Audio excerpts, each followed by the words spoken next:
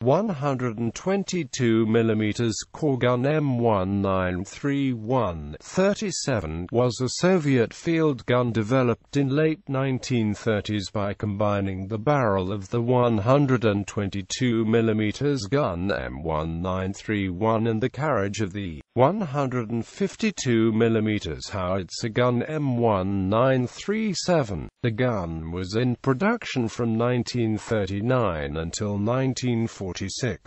It saw action in World War II and remained in service for a long time after the end of the war. Vehicle-mounted variants of the gun were fitted to the IS-2 and 3 tanks and ISU-122 self-propelled gun.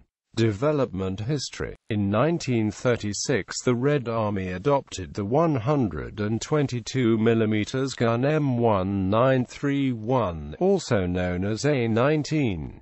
Unlike earlier ordnance pieces used by the Red Army, it had split trail carriage with suspension and consequently improved mobility and traverse. The carriage of M1931 had a number of shortcomings though. The elevation mechanism was slow and unreliable. Solid turret wheels hindered mobility to some extent. There were technological problems in carriage production. Soon after the M1931, the Red Army received another artillery piece in form of the 152 mm howitzer gun M1937, developed at the No. 172 plant under F.F. Petrov.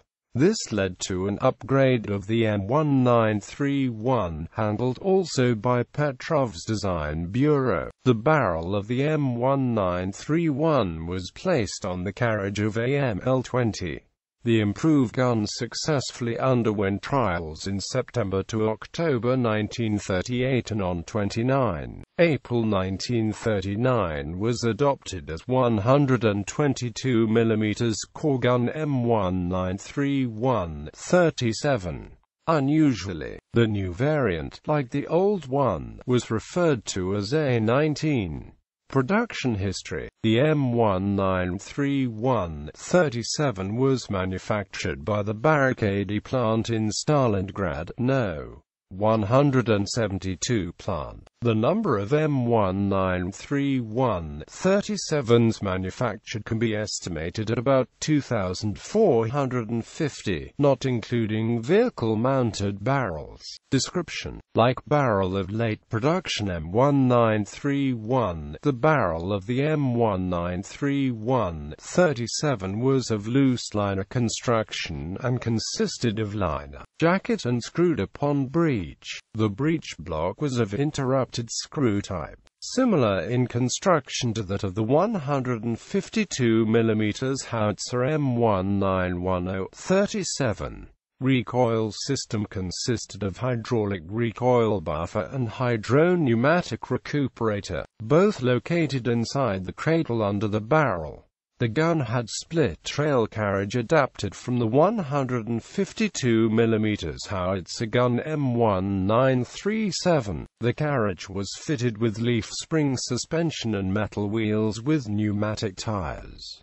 The carriage also featured equilibrator. The shield gave the crew some protection from small arms and shell fragments. The M1931-37 was transported as a single piece, with barrel pulled back. It was permitted to tow the gun with barrel in its normal position, but for short distances only and with speed of no more than 4 to 5 km per hour. Several types of artillery tractors were used: S2 SDALINET S2, Comintern, and, from 1943, YAR-12.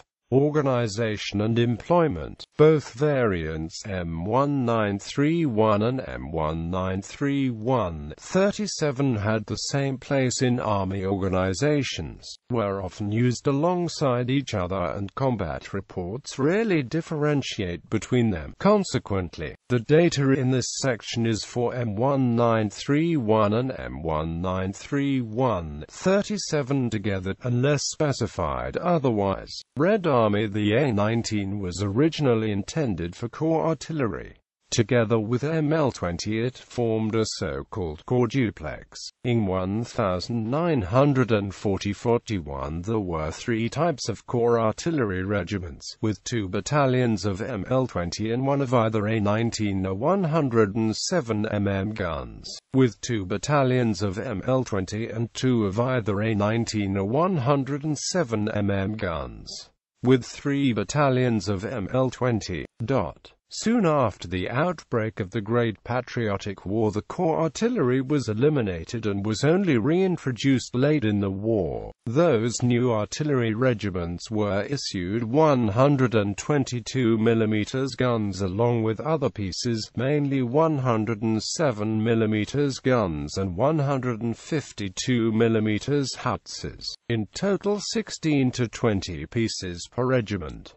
On 1 June 1944, RKKA Corps Artillery possessed 387 A-19s, and on 1 May 1945 to 289 A-19s. The gun was also used by artillery units of the reserve of the main command. In mid-1941 a cannon regiment of the RVGK had 48 A-19. In autumn 1941 these regiments were reorganized. A new, smaller regiment had 18 A-19s. From 1942 cannon brigades were introduced, with 36 A-19s each. Such brigade could be a part of an artillery division, a huge formation, with up to 4 brigades of A-19 or ML-20. The first combat use of the A-19 was in the Battle of Kharkhin Gol. It also saw combat in the Winter War. On 1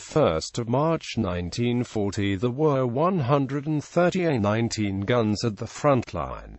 3 pieces were lost. By June 1941 the RKKA possessed, according to different sources, 1257 of 1300 A-19s. The gun proceeded to be used throughout the Great Patriotic War. The A-19 was primarily used for indirect fire against enemy personnel, fortifications and key objects in the near rear. It was also equipped with armor-piercing shells for direct fire against armored targets. Although not an ideal anti-tank gun because of its large size, slow traverse and relatively slow rate of fire. In 1943 the A-19 was one of only a few Soviet guns effective against the new German tanks, such as the Tiger and Elephant. Testing with captured Tiger AUSFBs in Kubinka demonstrated that the 122 mm A-19 was capable of penetrating the Tiger AUSFB's turret from 1,000 to 1,500 meters and the weld joint or edges of the front hull plates at ranges of 500 to 600 meters.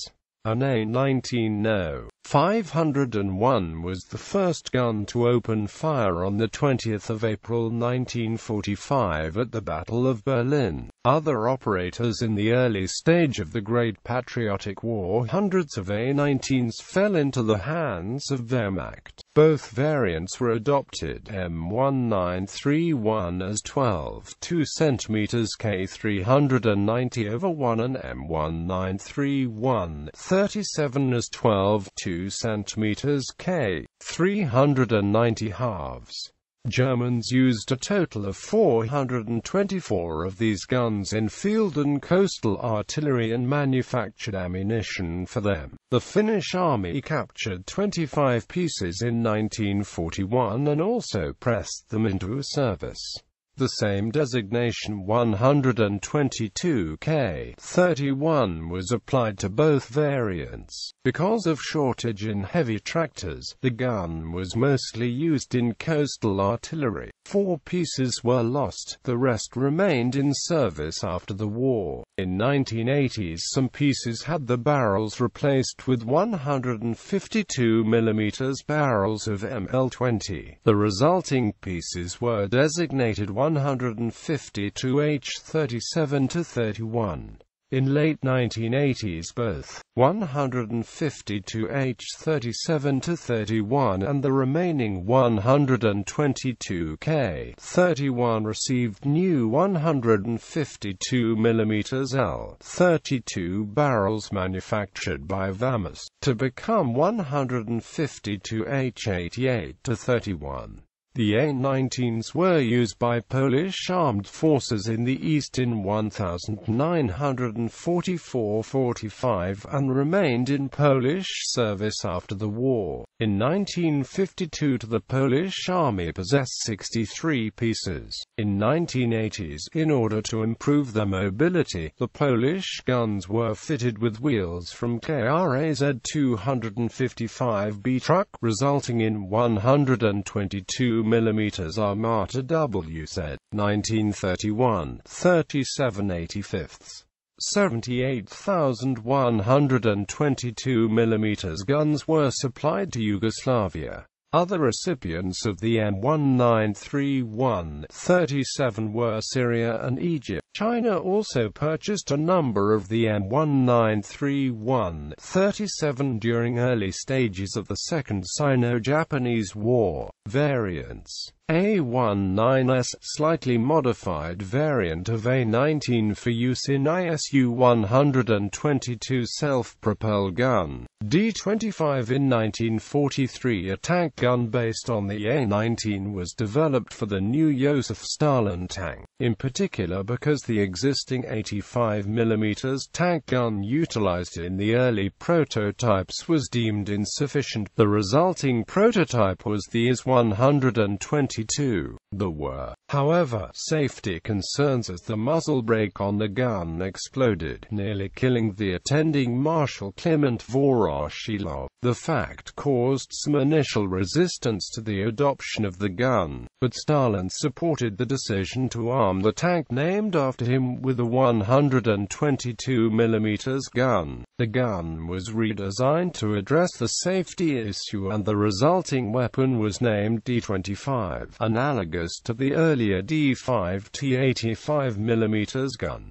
D-25T, tank gun variant. In the last days of November 1943, Fyodor Petrov's artillery design team tried the D-25 122 mm core gun on a mounting used for the D-5T 85 mm tank gun against a captured German Panther tank. Tests took place in the Kubinka Proving Grounds. Firing from a distance of 1,200 meters, the round pierced the front glacis, made its way through the engine block and penetrated the rear plate too. After the overwhelming success of this trial, necessary adaptations were made during the following weeks, and the model was accepted as the D-25T on the 31st of December 1943.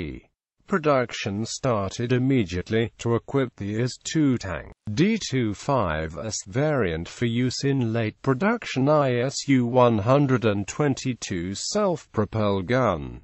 The variant of ISU-122 armed with this gun was designated ISU-122S. 152 H-88-31, a Finnish modernization involving the upgrading of the caliber to 152 mm.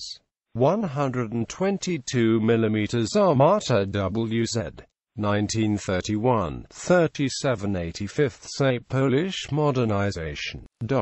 Ammunition. The gun fired separate loading-cased charge ammunition, with one of 4 possible propellant charges, the full No. 1 No. 2 and No. 3, in addition to 122 mm gun shells. The A-19 could fire 122 mm howitzer shells. However, because of lesser durability of those shells, they could not be used with full charge. Surviving pieces.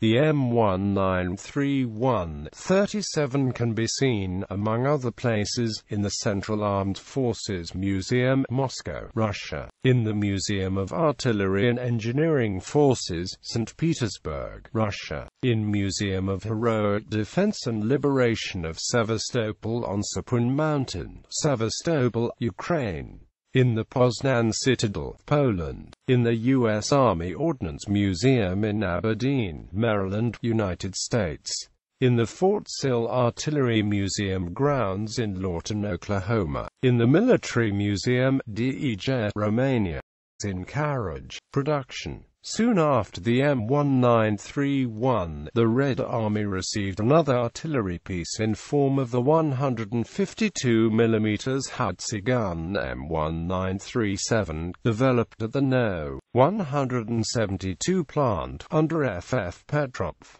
This led to an upgrade of the M1931, handled also by Petrov's Design Bureau, the barrel of the till 1946.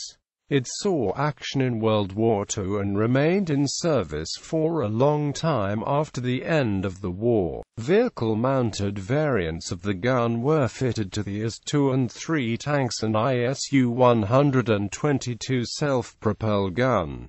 Development history. In 1936 the Red Army adopted the 122 mm gun M1931, also known as A-19. Unlike earlier ordnance pieces used by the Red Army, it had split trail carriage with suspension and consequently improved mobility and traverse. The carriage of M1931 had a number of shortcomings though. The elevation mechanism was slow and unreliable. Solid-toed wheels hindered mobility to some extent. There were technological problems. 122 mm core gun M1931-37 was a Soviet field gun developed in late 1930s by combining the barrel of the 122 mm gun M1931 and the carriage of the 152 mm howitzer gun M1937. The gun was in production from 1939 and M1931 was placed on the carriage of AML-20.